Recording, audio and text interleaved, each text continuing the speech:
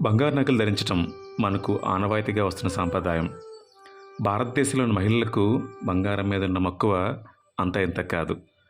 బంగారు నగలు ఎన్ని ఉన్నా కాసుల పేరుకున్న ప్రాముఖ్యత అంత ఇంత కాదు.